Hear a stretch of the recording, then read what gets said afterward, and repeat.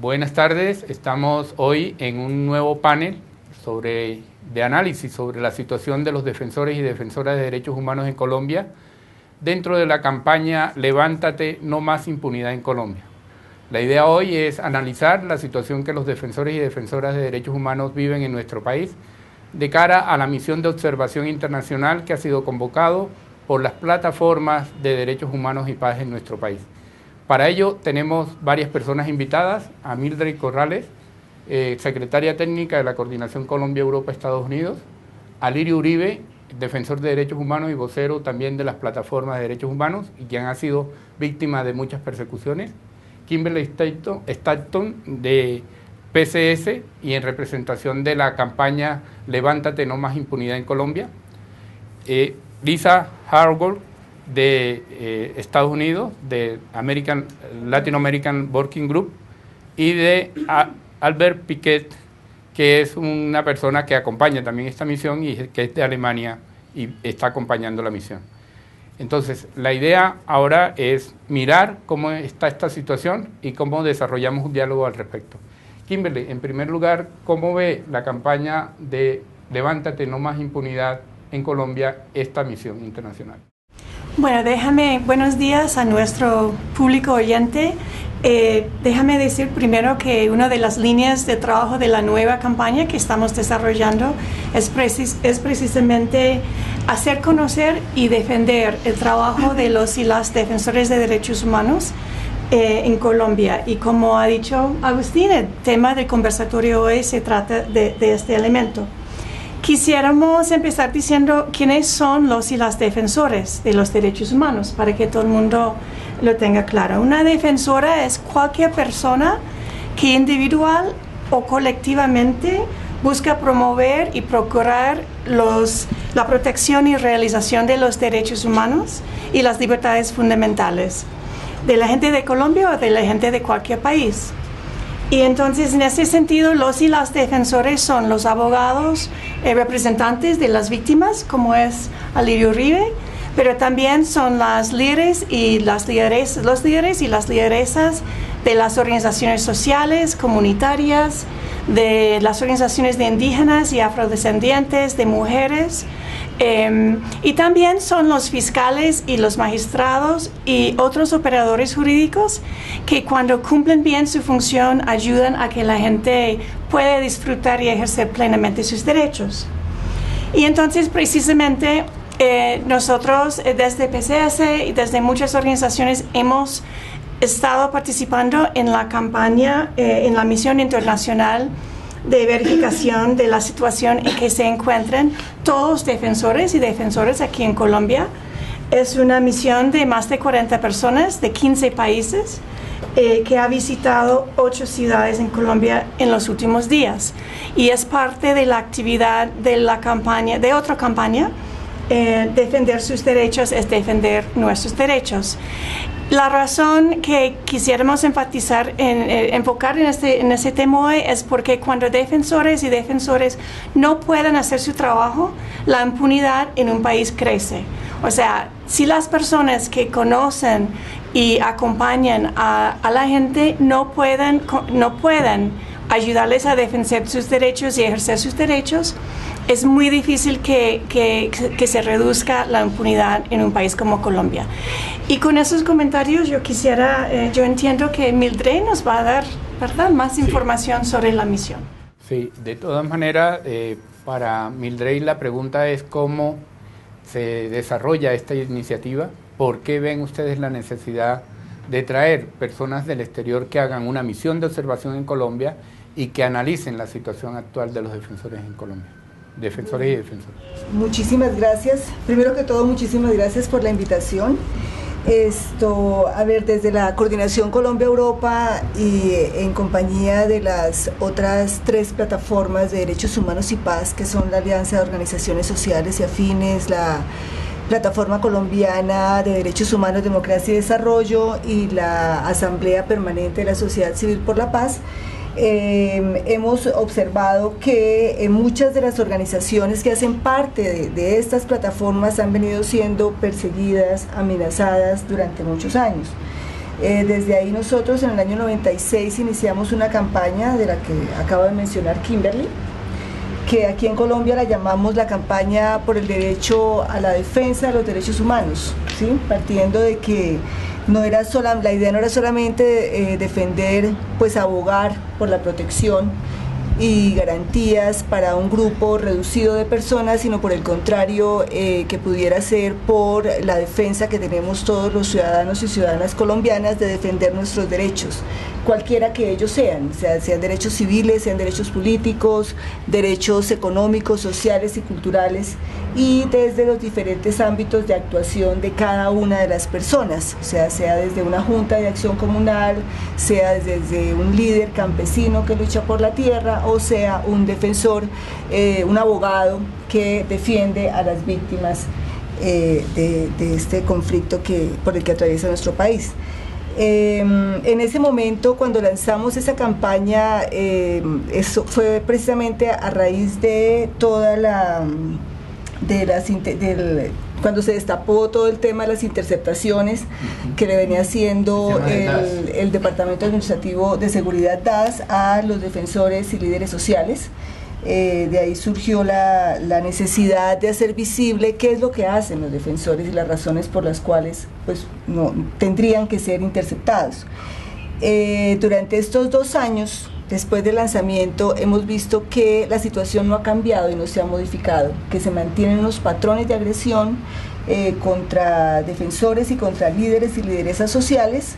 Y solamente para dar una cifra que hemos manejado y que fue lo que más nos motivó a invitar a todo este grupo de personas de otros países a acompañarnos en la misión, fue un informe que produjo el programa Somos Defensores, en el cual muestra que en los primeros 6 meses, que entre julio del 2010 y mayo del 2011 se produjeron 255 agresiones contra defensores y defensoras, y haciendo una comparación de lo ocurrido en los primeros 6 meses del 2010, que fue todavía el final del gobierno del presidente Uribe, y los primeros 6 meses del 2011, que es ya un periodo en el que está el presidente Santos, hubo un incremento del 126% en agresiones, pues resaltando además que de las poblaciones más afectadas en este último periodo han sido las mujeres, ¿sí? Mujeres lideresas, mujeres desplazadas. Entonces eso prendió como una luz de alarma. Habían de alguna manera algunas expectativas de que con el cambio de gobierno se pudieran producir mejoras por la actitud y las expresiones que había hecho el mismo presidente de la República en su posesión en relación con la necesidad del compromiso de este gobierno con los derechos humanos.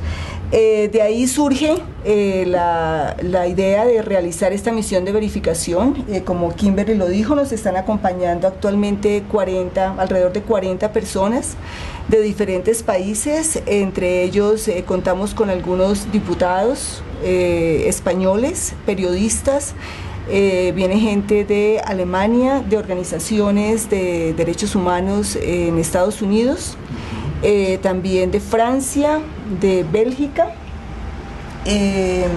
así como a grosso modo son los que nos están acompañando. La invitación que les hemos hecho a ellos y a ellas es a que, partiendo de los ejes que identificamos como los principales, los ejes de problemáticas que estaban afectando a los defensores cuando lanzamos la campaña, hicieran una verificación como qué ha ocurrido en el último periodo, ¿sí? ¿Cuál es la situación hoy? Y que desde esa mirada internacional nos ayuden a elaborar una serie de recomendaciones tanto para las instituciones del Estado como para nosotros mismos también, ¿no? Como cómo podemos seguir trabajando y visibilizando la problemática. Un poco esperamos que al final de la misión se produzca un informe en el cual podamos ver cuál es la situación en materia de impunidad para casos de ataques a defensores, defensoras y lideresas sociales, el tema de los señalamientos, de lo cual es uno de los patrones de los cuales fueron víctimas durante todos los 8 años del gobierno del presidente Uribe.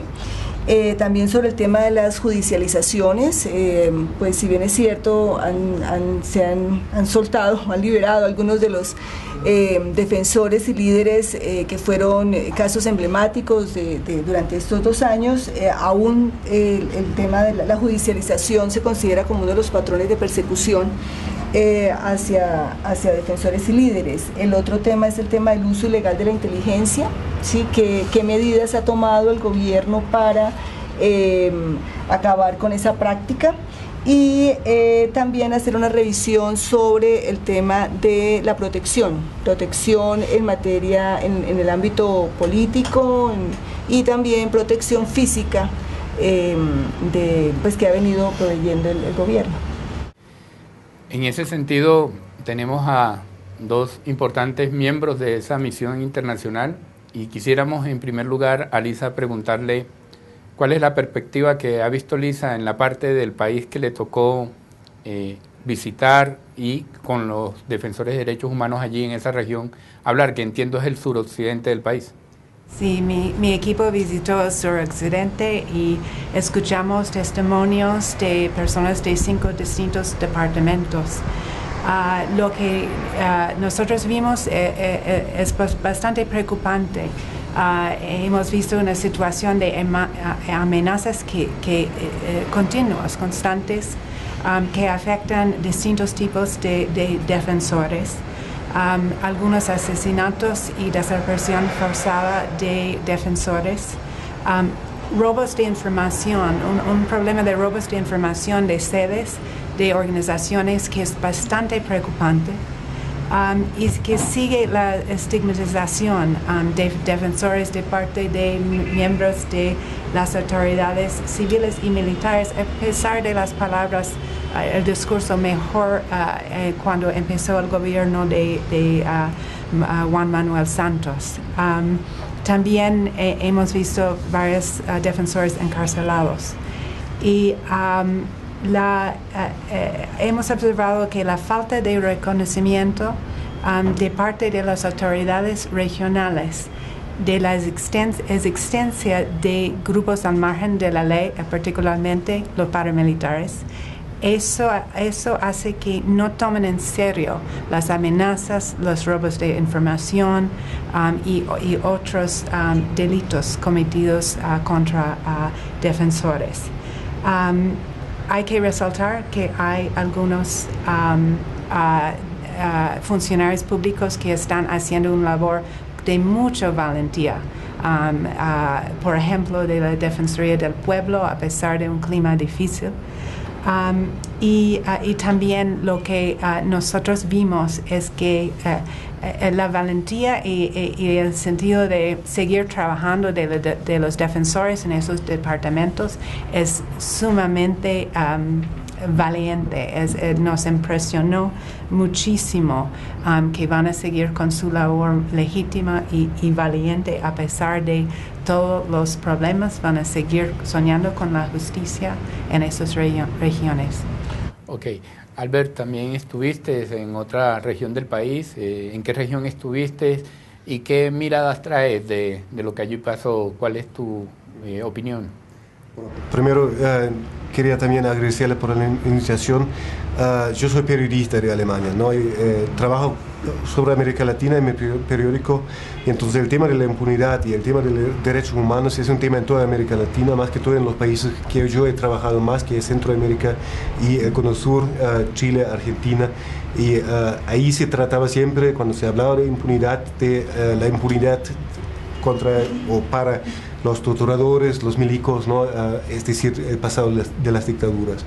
Y muy bien se podía saber que impunidad para asesinato, para crímenes de lesa humanidad, eso no es algo viable para una sociedad, no se puede vivir, ¿no? Entonces, los avances que se hizo en Chile, en Argentina, un poco con la ayuda del fallo de Londres contra Pinochet, ¿no? Esos avances, un proceso enorme, y la pregunta es por qué no se da por otros lados, ¿no? Entonces por eso me interesaba mucho venir a Colombia, más bien porque en Alemania la percepción de Colombia es que es un país que está avanzando, que ahora sí hay un cambio profundo, que la imagen de Colombia se está mejorando mucho, que este presidente quiere cambiar cosas, que no está de acuerdo que la realidad siga como era. Y a mí me gustaría saber si eso es realmente lo que podemos ver. Entonces a mí me tocó ir a Antioquia, estuvimos en Medellín también escuchando un montón de testimonios de todas las subregiones de Antioquia y también alguna gente de Chocó que nos vino a visitar ahí. Y las experiencias o los testimonios han sido casi los mismos que Elisa nos contó, solo que con algunas diferencias tal vez dependiendo de la región. Por ejemplo, la personería de Medellín, la gente la tenía bastante confianza. En cambio, a la personería de Urabá dijeron que no tenemos ninguna confianza porque les ven asociado con los grupos paramilitares. Así que fuerza pública o entidades estatales no son iguales, ¿no? En todos los lugares, y aparentemente parece mucho el compromiso personal que una entidad o una persona tenga, ¿no? Aquí mismo en Bogotá hemos visto lo mismo. Hablando con autoridades acá, depende mucho, ¿no? Hay gente, como dijo la compañera Kimberly, que hay gente que realmente intenta cambiar cosas y hacer un trabajo muy valiente, solo que es bastante difícil. A mí me parece que más que todo en las regiones más lejanas, donde menos presencia estatal hay, impunidad por un lado, pero por otro lado conflicto por recursos al final, ¿no? Que es por la tierra, minería contra palma africana contra coca y las tres fuerzas juntos contra los intereses de los civiles, de los campesinos que viven allí y quieren trabajar sus tierras, y el que salga victorioso de eso es el más fuerte, no es el que tenga el derecho. Entonces no es un Estado de derecho en estas regiones, sino es el derecho del más fuerte, ¿no? Y creo que eso es una situación muy poco aceptable, que viola prácticamente todos los derechos humanos que podemos pensar, no solamente si se trata de amenazas y asesinatos, sino simplemente por si estás desalojado de tu tierra, desplazado de tu lugar de origen, donde vivías, donde tenías tu familia, todos tus orígenes, y no sabes a dónde ir. Eso es una violación grave y se da en muchísimos casos en la actualidad, en el pasado, y no se trabaja en eso, ¿no? O sí se trabaja, pero con muy poco éxito, ¿no? Lo que a mí me preocupó, hemos hablado mucho sobre las medidas de protección para los defensores. Lo que a mí me preocupó mucho, que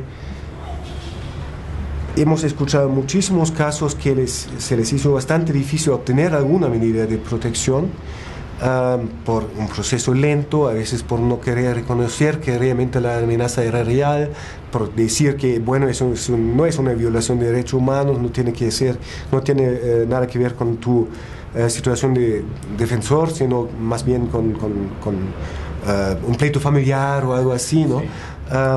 Pero hasta en casos que sí hubo medidas de protección, casi nunca se trataba de defender el derecho a defender los derechos, sino a defender el derecho a la vida, de manera de sacar a la persona del lugar, lo que es finalmente dar la victoria a los que te han amenazado, porque eso es justamente lo que querían, claro, que no puedas seguir tu labor, ¿no? Entonces, vimos hoy, yo vengo ahora de una reunión con el ministro de Interior y la agencia de protección nueva y el director de esa. Vimos que ellos están muy conscientes de este problema, por lo menos así se pronunciaron, y que no puede ser la solución que esta gente se saque solamente siempre de sus lugares, pero sin embargo, yo, por todo lo que hemos escuchado, tengo mis dudas que eso cambie en un futuro muy cercano. Ok. Lisa, un poco desde tu condición de persona que vive fuera del país, pero también defensora de derechos humanos, un poco qué esperas que pueda significar esto para tu trabajo en Estados Unidos a favor de la defensa de los derechos humanos, porque una cosa es la presencia acá, ahora luego vuelves a tu país. ¿Cómo piensas desarrollar con estos conocimientos que tienes tu trabajo allí a favor de ellos?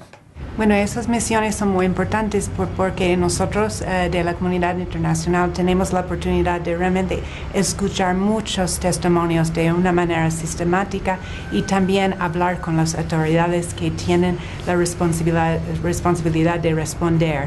Entonces nos da muchos insumos para seguir haciendo el trabajo, y los miembros de la misión vamos a estar hablando con nuestros gobiernos. Por ejemplo, nosotros de los Estados Unidos vamos a hablar con nuestra embajada y nuestro Departamento del Estado y explicando lo que nosotros hemos visto, y estamos muy enfocados no solamente en la denuncia, sino en cómo mejorar la situación, qué recomendaciones hay, qué cosas muy propositivas existen, y ver el espacio que existe dentro del gobierno colombiano para realmente avanzar en esos temas.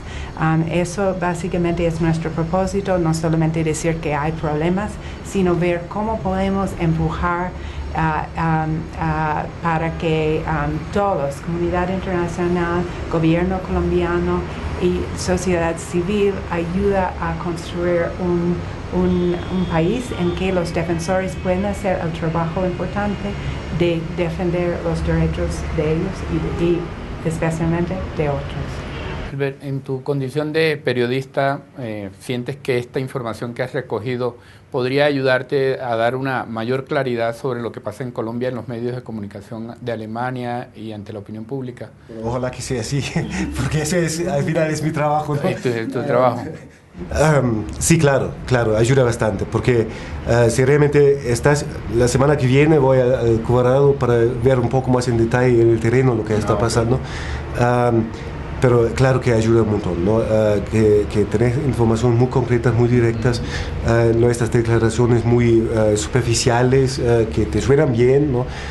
Sino que puedes ver en el campo y con la gente afectada realmente cuáles han sido las situaciones concretas. Entonces sí, me parece que me ayuda bastante. Un poco mirando la situación que has analizado, ¿consideras que hay elementos para mostrar en el exterior que aún independientemente de ese buen discurso, de un buen lenguaje de un gobierno, hay unas situaciones complejas de defensores de derechos humanos? ¿Tú piensas que hay suficiente material para mostrar en el exterior? Las cifras, solamente las cifras ya hablan, ¿no? Eso es una cosa que yo, por ejemplo, no sabía, que yo había pensado que, bueno, a lo mejor mejorar la situación en tan poco tiempo no es tan fácil, a lo mejor no se ha cambiado mucho. Aquí nos hemos dado cuenta que la situación más bien empeoró. Que hay más asesinatos, que hay más agresiones contra defensores de derechos humanos. Eso es una situación, hay razones para eso tal vez. En Antioquia por lo menos muchas de las agresiones tienen que ver de alguna manera con la restitución de tierras, y esta cuestión que es bastante difícil, pero sí, ¿no?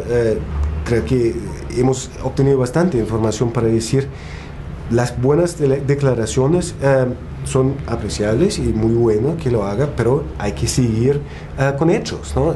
Y hay que hacer realidad. Y si es el caso que la impunidad, por ejemplo, si un fiscal tiene más que 700 casos a la vez, es claro que por un problema estructural nunca va a poder resolver eso, pero eso no puede ser una excusa para que eso se mantenga así, sino que hay que pelear para que haya más fiscales entonces, ¿no?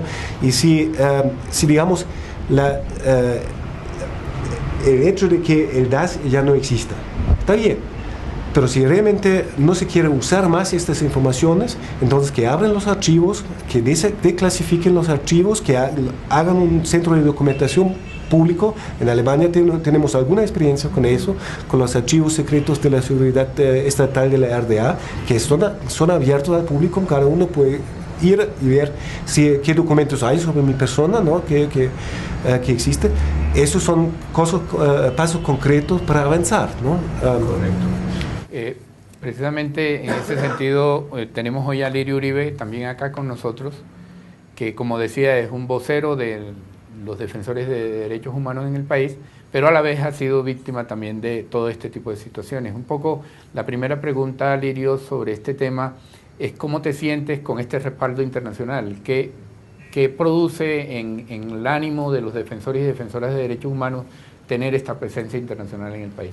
Sí, bueno, Agustín, muchas gracias y un saludo. Yo creo que para todas las plataformas, para el Techo Común, que somos más de 800 organizaciones que trabajamos a lo largo y ancho del país, muchos defensores y muchas defensoras de derechos humanos ven en la misión algo muy importante. Es decir, los defensores de derechos humanos en Colombia no podríamos hacer nuestro trabajo en la situación de riesgo en que la hacemos si no tuviéramos respaldo internacional. Es clarísimo para nosotros que si no fuera por todas las ONGs internacionales, si no fuera por la supervisión internacional de Naciones Unidas, de la Comisión Interamericana, de la Corte, si no fuera por todas estas redes que trabajan, los periodistas que trabajan por Colombia en Estados Unidos, en Canadá, en Bélgica, en Francia, en España, en Alemania, etcétera, nosotros no podríamos hacer nuestro trabajo. Hemos sido atacados como defensores de derechos humanos a todos los niveles y obviamente esa es una sintomatología de lo grave que está la situación. En años anteriores, cuando nació el colectivo de abogados hace 31 años, por lo menos durante 15 años, el colectivo trabajó en la defensa de los derechos de otros, de los perseguidos políticos, de los desaparecidos, de los desplazados. En los últimos años, en los últimos 10 años, 15 años, hemos tenido que perder el tiempo defendiéndonos nosotros mismos.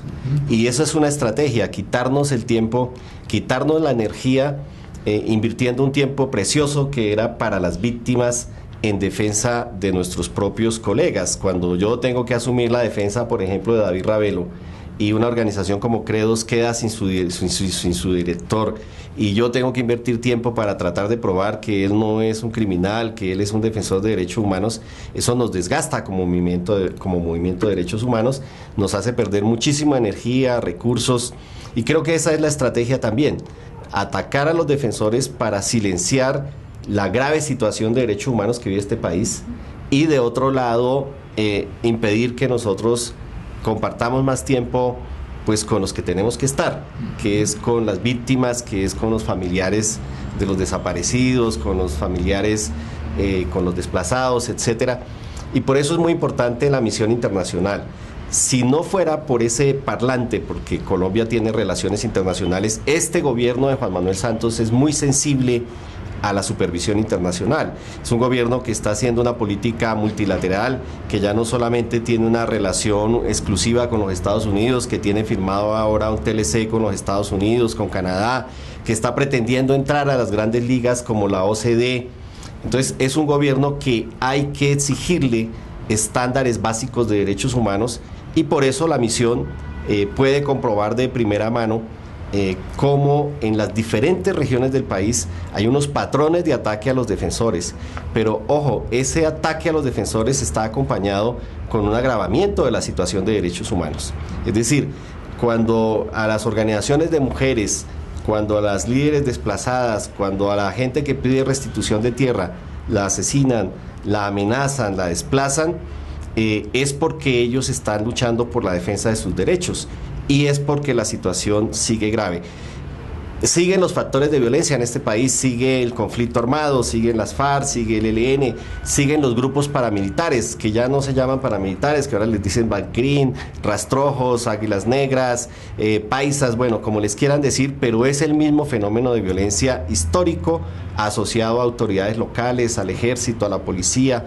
Y bueno, en ese orden de ideas, la misión también permite visibilizar el agravamiento de la situación de derechos humanos y cómo el rol de los defensores es una actividad que realmente se vuelve casi que heroica en un país donde nos han querido colocar como parte del conflicto. Es decir, es fácil escuchar discursos desde el más alto nivel del Estado, de alguna manera diciendo que los defensores somos enemigos de la fuerza pública, o ese discurso de la guerra jurídica porque pedimos verdad o porque pedimos justicia. Son hechos que la misión puede constatar. Ellos van a ir a los parlamentos de sus países, a los congresos, a los medios de comunicación, a las redes internacionales, y eso se tiene que traducir en presión sobre el gobierno de Juan Manuel Santos. Juan Manuel Santos no puede decir que el país ha cambiado si se siguen atacando a los defensores de derechos humanos y a los sectores sociales en este país. Es decir, a este gobierno no hay que leerlo por el discurso, sino por los resultados concretos. Si no hay desplazados, si no hay desaparecidos, si no se asesinan sindicalistas, si no se asesinan jueces, si no se amenazan periodistas, etcétera, ese debe ser el indicador realmente de si la situación mejora o no. El indicador no puede ser si el PIB, el Producto Interno Bruto, mejoró o bajó, porque en este país el crecimiento económico y el desarrollo económico ha estado asociado al despojo y a la violencia. Entonces, por eso es muy importante la misión, nos hace sentir acompañados, estamos contentos de que estén aquí, de que puedan volver a sus países con mucha información de primera mano para seguir trabajando para que la situación en Colombia mejore. En este sentido, decías que sientes que hay mucho tiempo dedicado a este tema de la defensa y también has dicho que esto complica un poco la defensa de derechos humanos que hace. ¿Ustedes sienten que esto es el objetivo principal de la estrategia de desacreditación contra ustedes? Sí, yo pienso que sí, es decir, el tema de tener que invertir tiempo, recursos en defenderse, en explicar, en agredir, en contestar a las agresiones, es un tiempo muy valioso para nosotros como defensores. Y en el caso concreto del colectivo de abogados y que siempre se nos ha mirado como enemigos, esos ataques son un indicador también de que el trabajo que hemos hecho, como el que han hecho muchos defensores, es un trabajo efectivo. Es decir, nosotros tenemos muchísimos casos, por ejemplo, en el tema de las ejecuciones extrajudiciales, lo que llaman falsos positivos, donde hemos podido probar que lamentablemente miembros de la fuerza pública han asesinado civiles inermes y los han colocado y los han presentado como muertos en combate. O en el caso del DAS, tenemos 16 partes civiles, han estado siendo procesados directores, subdirectores, incluso miembros de la presidencia, el secretario privado del presidente, etcétera. En estos casos nosotros probamos cómo las violaciones de derechos humanos vienen del más alto nivel. Cuando logramos una condena contra Jorge Noguera y la Corte Suprema de este país dice que hubo una alianza criminal entre el DAS y los paramilitares para asesinar personas, pues eso es muy grave, eso es muy importante y eso le duele mucho al establecimiento y a los que están detrás de los crímenes. Y de alguna manera los ataques son por eso, porque hemos sido de alguna manera, gracias a la movilización de las víctimas, gracias al acompañamiento internacional, hemos logrado en algunos casos esclarecimiento, verdad, justicia, y por eso casi que tratan de pasarnos una cuenta de cobro por nuestro trabajo de más de 30 años. Y entonces, claro, nos ponen en una situación incómoda, en una situación defensiva, en una situación de aclaración, de que indudablemente nos afecta en lo único que tenemos los defensores, que es nuestro patrimonio ético, nuestra credibilidad, nuestra transparencia en nuestro trabajo. Y obviamente es un patrón más de agresión, combinado con las amenazas, combinado con la inteligencia ilegal, con las detenciones arbitrarias, con los asesinatos, con todos los defensores compañeros nuestros, como tú sabes, Agustín, que hoy están viviendo en el exterior, etcétera, para poder salvar su vida. Es parte de toda una estrategia. Y que se suceda esto a la par que se presentan, por ejemplo, iniciativas de volver al estado actual de, por ejemplo, la justicia penal militar, llevando casos por violación de derechos humanos con el fuero penal militar. ¿Ustedes creen que es una ambientación de ese debate también? Sí, yo creo que sí, y yo creo que realmente el señor presidente Juan Manuel Santos, vamos a tener una reunión con él el 14 de diciembre, se lo vamos a plantear, es decir, no le queda bien a un presidente que llega con un nuevo estilo, que tiene un nuevo discurso, que ha dicho que va a respetar los fallos judiciales, restablecer el fuero militar. Eso no tiene ninguna presentación. Es decir, volver a colocar las graves violaciones de derechos humanos en manos del fuero militar es retroceder a antes de la Constitución del 91. Es un retroceso en materia de impunidad muy grave. Además, que en todo caso tampoco puede olvidar el presidente que fue ministro de la Defensa por la época en que salieron todos los escándalos de las ejecuciones extrajudiciales. Entonces, yo creo que el gobierno ahí está jugando mal y debería mantener la posición que mantenía inicialmente el ministro del Interior, de que no quería que la reforma judicial se metiera con el fuero militar. Y nos preocupa eso, nos preocupa la presión que ejercen los generales, los almirantes, las cartas que han enviado al presidente de la República, casi que exigiéndoles digamos una patente de corso para poder hacer sus operaciones militares. Si el ejército considera que está siendo exitoso en la lucha contra las FARC, menos aún necesita del fuero militar. Es decir, ¿por qué va a necesitar del fuero militar para combatir a la guerrilla? Si los actos de ataque a la guerrilla, el combate a la guerrilla son actos legítimos, lo que jamás puede ser legítimo es atacar a la población civil, son los bombardeos, son los asesinatos de civiles, son el desplazamiento de personas. Entonces, si el ejército, que ha sido capacitado en derechos humanos, en derecho internacional humanitario, conduce las operaciones conforme a la Constitución, a la ley, al derecho internacional, no tiene ningún problema para desarrollar pues las actividades contra la insurgencia en este país, y por lo tanto no hay ninguna razonabilidad para volver atrás a épocas oscuras de lo que han sido los procesos de impunidad en este país. Muy bien. Mildred, viendo lo que nos plantea Alirio, vemos que aquí en la capital del país hay toda esta situación contra los defensores de derechos humanos. Nos imaginamos cómo es la situación de los defensores de derechos humanos en la región y cómo para ellos es tan importante esta presencia internacional. ¿Cómo ves tú esto y cómo ha recibido la gente la presencia de la comunidad internacional y de qué tipo de defensores de derechos humanos en la región estamos hablando? A ver, para la gente de las regiones, ya han mencionado en diferentes ocasiones que esta misión ha visitado 8 regiones en el país. Entonces quisiera comentarles las regiones que han visitado, pues Antioquia, donde estuvo Albert. Allí asistieron organizaciones de los departamentos de Antioquia, de la región de Urabá, de Caldas y de Quindío. La otra región fue la región de Sur Centro. La reunión se hizo en la ciudad de Ibagué y hubo organizaciones del Huila, Tolima y Caquetá. En el oriente la reunión se hizo en Villavicencio, asistieron organizaciones del Meta, Casanare, Guaviare y de la región de la Macarena. En la región centro se hizo la reunión aquí en Bogotá, contó con organizaciones de Bogotá, de las diferentes localidades y de Cundinamarca y de Boyacá. En el Chocó solamente hubo una reunión en Quibdó con gente que viniera, pues lo que tratamos fue de que allá pudiera asistir gente de todas las diferentes regiones del Chocó. Como hay tantos problemas de desplazamiento, entonces hubo una delegación que estuvo en el Chocó. En la costa caribe la reunión se realizó en Barranquilla, fueron organizaciones del departamento de Córdoba, Atlántico, Magdalena, Bolívar, Sucre, Cesar y La Guajira. En suroccidente la reunión se realizó en Popayán, asistieron organizaciones de Risaralda, Cauca, Valle, Putumayo y Nariño. Y de nororiente la reunión se realizó en Bucaramanga con organizaciones de norte de Santander, Arauca, de la región del Catatumbo, Magdalena Medio y del sur de Bolívar.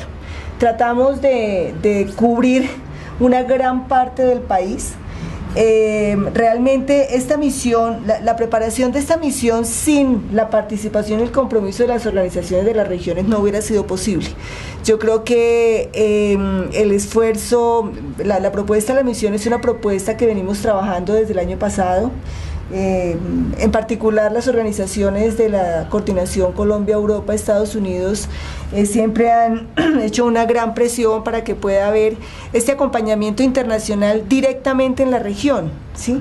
Porque la gente, las organizaciones allá pues son organizaciones de campesinos, organizaciones de mujeres, organizaciones de defensores y defensoras de derechos humanos que no tienen tanta capacidad de visibilización en el ámbito nacional y son las principales víctimas, o sea, son las principales receptoras de los ataques y nadie lo sabe, ¿sí? Nadie lo sabe. Por eso es que se han creado como estos escenarios de plataformas donde por lo menos pretendemos que esa voz y esa realidad de las regiones sea una realidad y que además se pueda ampliar la posibilidad de que la gente que viene de otros países pueda ir, pueda conocer, dicho por la misma gente que está siendo afectada, qué es lo que está ocurriendo y cómo están sintiendo el día a día, que es bien complicado para ellos. ¿Tú sientes que o piensas que esto podría tener un impacto favorable en las autoridades locales? ¿Piensas que las autoridades locales van a estar más preocupadas a partir de esta misión? Confiamos en que sí. La verdad, siempre nos queda una preocupación frente a esta situación. Creemos que es importante que la gente vaya a las regiones, que las autoridades locales vean que hay una mirada internacional sobre lo que está ocurriendo ahí, pero también tenemos que reconocer lo que en muchas ocasiones las personas que rinden testimonios son después perseguidas y atacadas.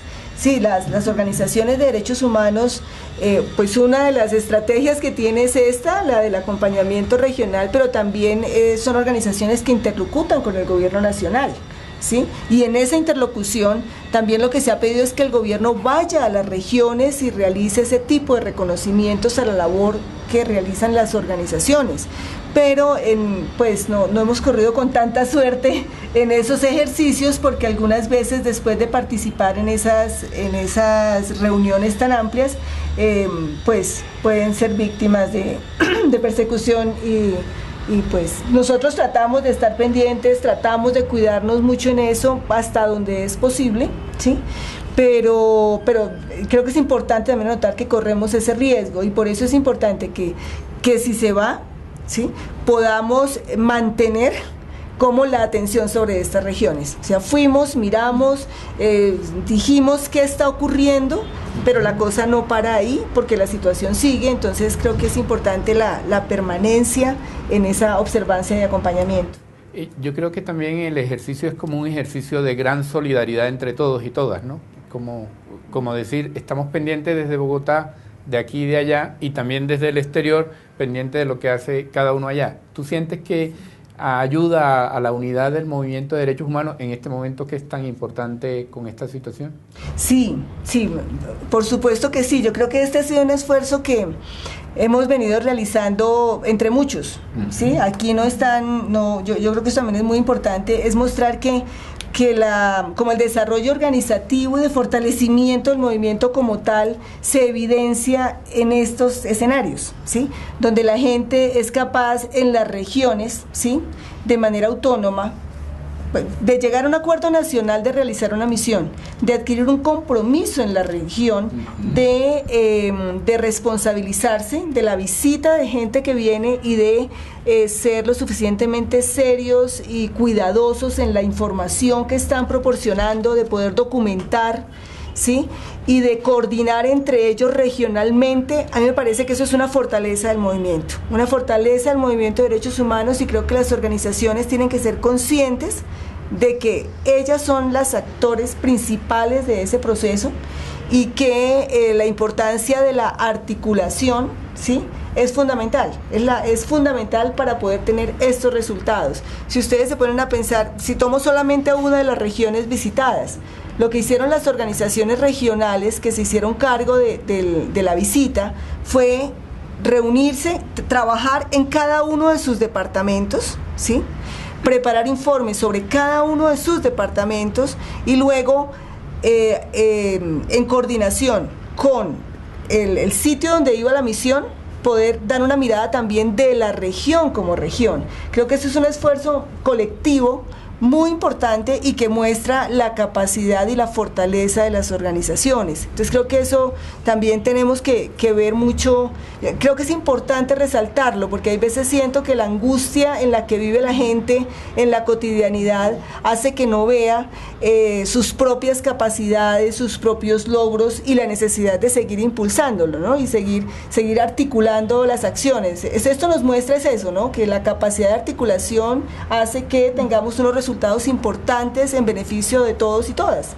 Kim, precisamente la campaña se ha planteado que la protección de estos que buscan la justicia es clave, es importante.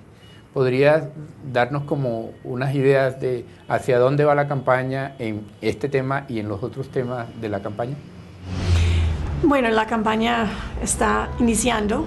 Hemos identificado algunos ejes de trabajo. Uno es de defensores, hay otros, pero creo que lo que estamos pensando, o sea, Mildred habló un poco del tema de la protección física y la protección política. Correcto. La campaña apunta a la protección política, más que nada.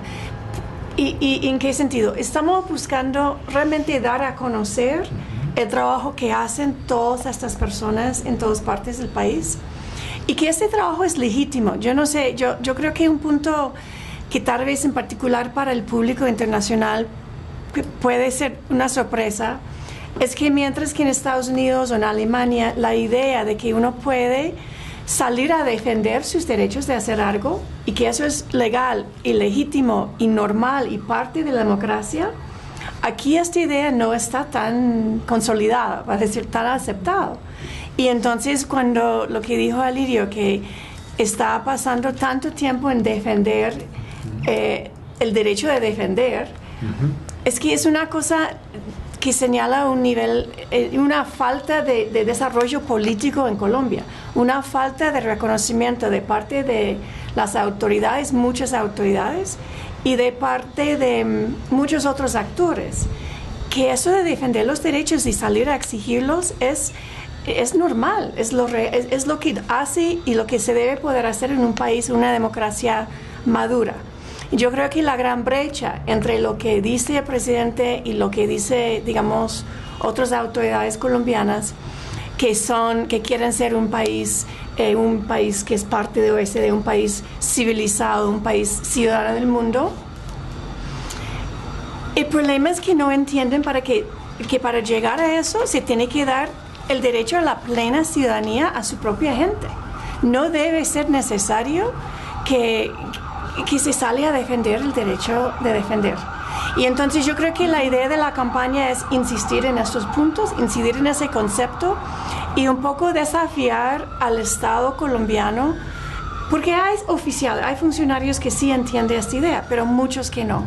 Entonces es desafiar al Estado a actuar como un país moderno y civilizado en la forma en que se relaciona con sus propios ciudadanos. Correcto. Para Albert, una de las cosas que estamos viendo en estos días con el tema de los defensores es como si los defensores no tuvieran a víctimas a quienes defienden. Un poco se está poniendo en duda al defensor de derechos humanos y también a la víctima. ¿Tuvieron oportunidad de ver víctimas ustedes en este trabajo que hicieron? Víctimas que trabajan por sus propios derechos, pero que también son acompañadas. ¿Tuvieron la oportunidad de ver? Pues sí, hubo algunos testimonios de, por ejemplo, ahora ex lideresa de un grupo de mujeres que se trataba de educación para mujeres, un tipo de autoorganización. Cada domingo, una tarde se reunieron en un colegio y aparentemente cruzaron una frontera invisible para reunirse ahí. Ella recibió una amenaza, no quería dejar el trabajo, siguió con el trabajo, recibió otra amenaza y su hijo estaba amenazado y se fue. Entonces las dos cosas, ¿no? Una lideresa social, pero que se convirtió en víctima y ahora se siente totalmente destruida, ¿no? Porque perdió su lugar, ya no sabe dónde ir.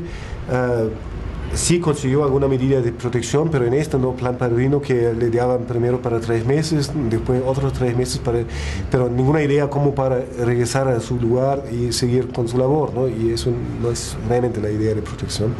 Entonces sí, hemos tenido esta experiencia, sí. Ok. Lisa, surge el tema de qué pasa después de una misión de observación, de acompañamiento.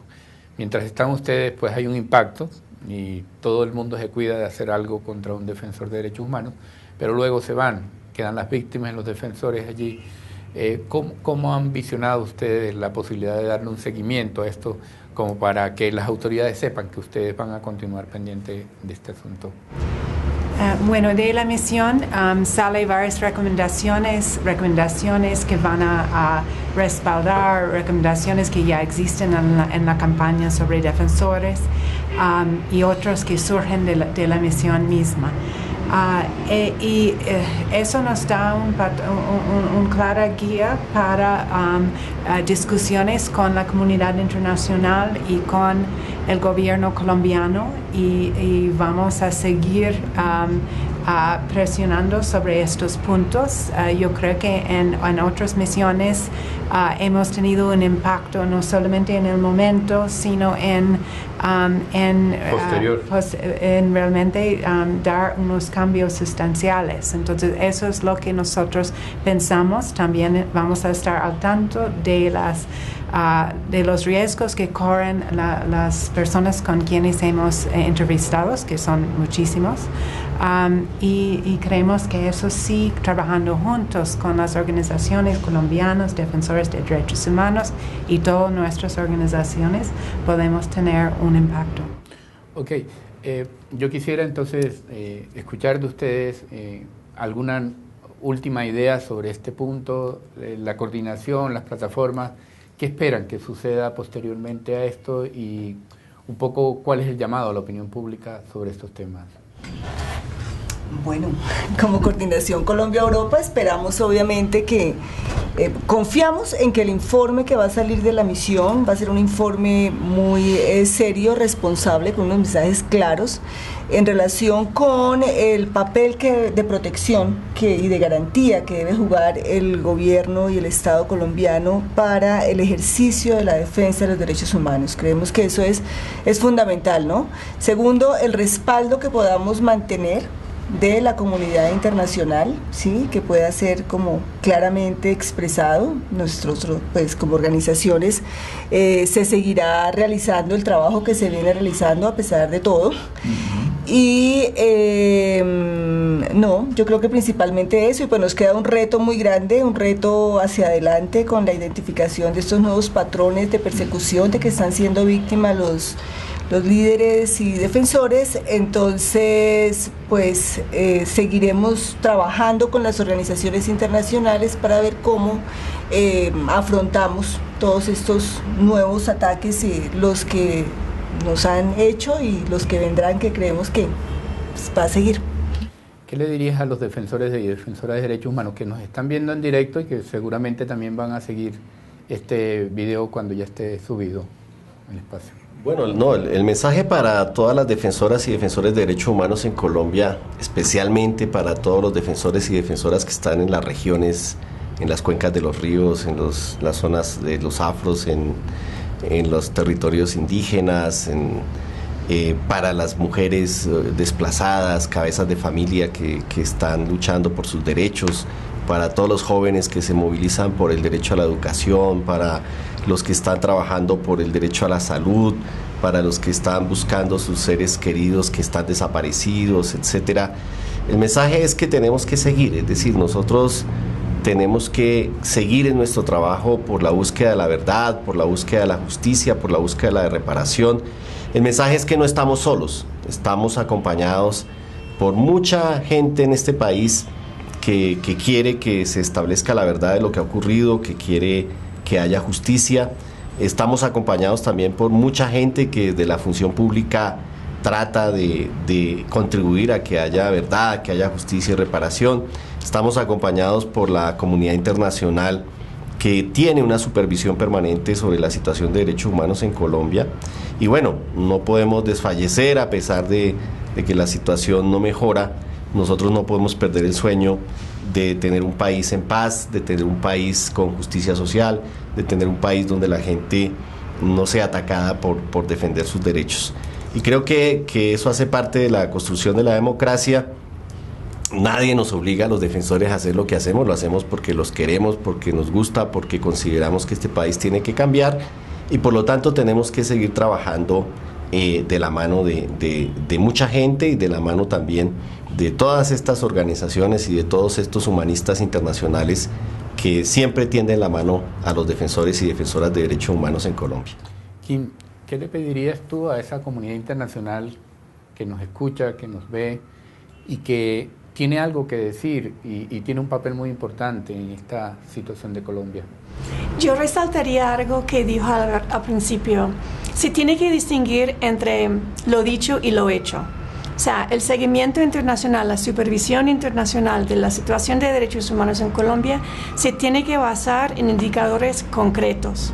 No puede ser lo que hemos visto en estos últimos meses de el gran aumento de agresiones contra todo tipo de defensores. Eso es un retroceso tremendo. Además, retomando el tema del fuero y otras reformas, entre comillas, de justicia que serían retrocesos, ahí también la comunidad internacional tiene un rol que jugar. Y el mensaje debe ser muy claro que lo que se ha avanzado en ese país no hay forma y no se va a aceptar un retroceso en estos aspectos. Muy bien. Albert, tú que has visto esas víctimas y a esos defensores de derechos humanos, ¿qué le dirías a ellos desde tu punto de vista? ¿Qué le podrías decir para animar a que continúen con su trabajo? Es difícil porque me siento en una situación bien privilegiada, ¿no? Que eso sea un privilegio injusto, porque el derecho a defender nuestros derechos, el derecho a expresar nuestra opinión sin que estemos amenazados, ¿no? Eso no debe ser un privilegio de nuestras sociedades, sino es un derecho humano. Entonces es un derecho que cualquiera se merece simplemente por ser humano. Yo realmente tengo mucha admiración para la gente que en situaciones sumamente difíciles, que ya han sufrido golpes duros, personales, contra su propia vida, contra la vida de familiares, de seres queridos, siguen con este trabajo simplemente porque es una causa justa. Y yo no sé, yo no soy quien les pueda decir que continúen, porque ellos me pueden decir a mí que continúen, ¿no? Okay. Lisa, también a los amigos y amigas de tu país, y me imagino a los del país de Albert y de los países de los demás, que muy seguramente también pueden seguir esta grabación, ¿qué les dirías? ¿Qué esperarías que ellos puedan aportar en esta perspectiva de proteger a los defensores y defensoras de derechos humanos en Colombia?